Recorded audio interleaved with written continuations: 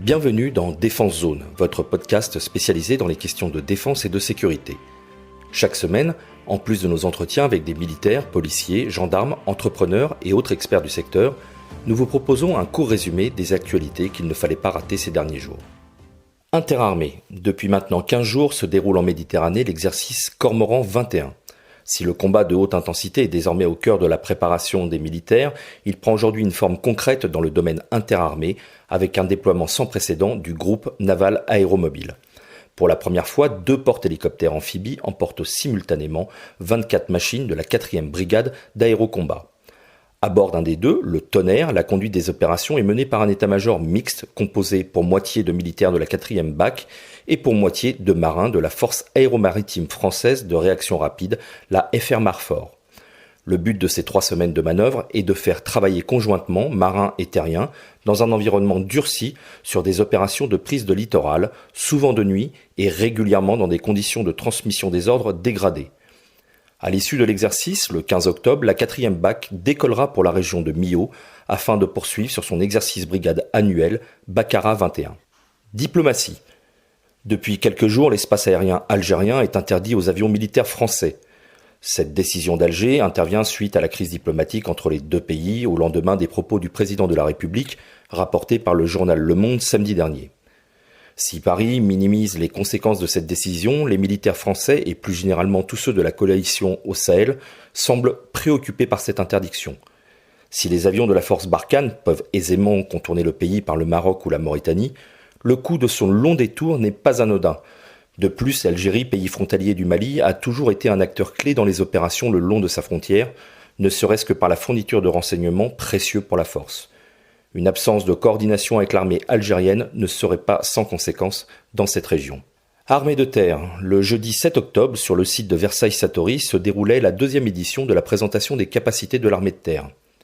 Pendant plus d'une heure, les spectateurs, élus, journalistes et autres autorités militaires ont assisté à une démonstration dynamique mettant en avant les différents domaines de compétences des unités militaires.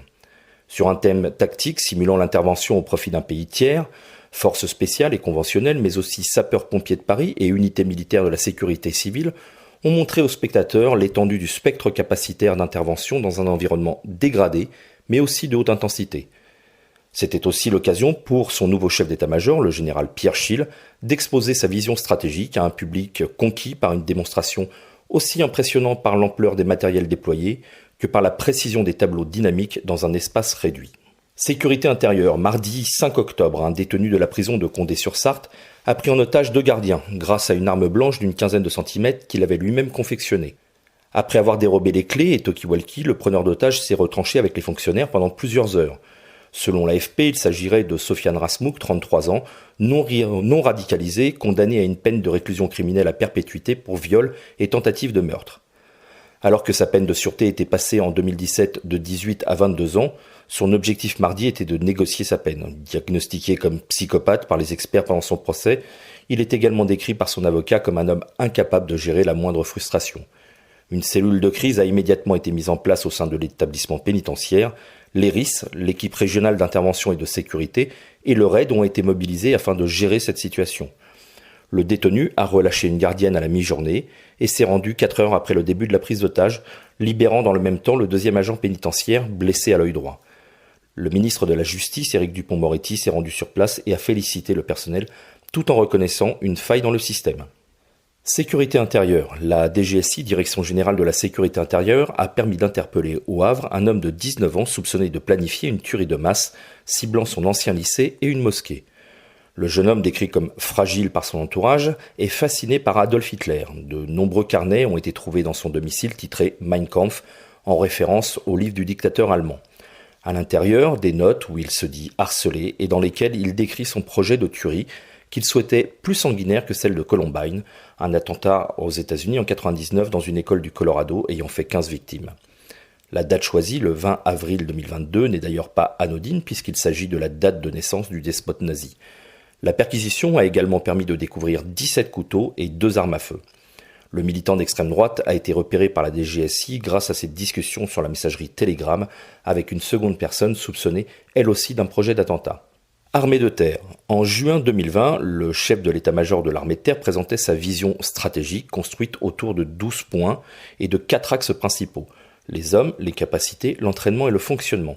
4 projets supplémentaires viennent compléter cette transformation de l'armée de terre. Le projet Vulcain, lancé en juin 2021, a pour objectif de renforcer les capacités robotiques et ainsi d'accroître l'attention des soldats sur les actions opérationnelles complexes. Le second point touche au domaine aéronautique avec le développement de mini-drones de reconnaissance et du drone tactique patrouilleur. Il s'attache également à améliorer la sécurité de l'espace aérien pour faire face au nombre croissant de drones et de tirs d'artillerie sol-sol ou solaire. Le projet Force Morale sera axé, lui, sur la formation des soldats et une meilleure compréhension des impératifs liés au statut de militaire.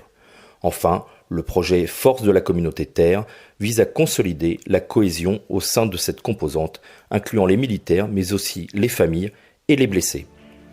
Voilà pour l'essentiel de l'actualité cette semaine. Pour en savoir davantage sur cet univers et pour découvrir tous nos articles et reportages, rendez-vous sur notre site internet défense-zone.com. Pour plus de brèves, d'articles de fond et de photos, nous éditons également tous les 3 mois un magazine papier que vous pouvez recevoir en étant abonné à notre espace premium. Il vous permettra aussi d'avoir accès à des contenus exclusifs sur nos différents supports. Vous trouverez tous les liens nécessaires dans la description de cet épisode. En attendant, nous vous souhaitons une bonne journée et nous vous donnons rendez-vous la semaine prochaine pour un nouveau résumé de l'actualité des forces de défense et de sécurité.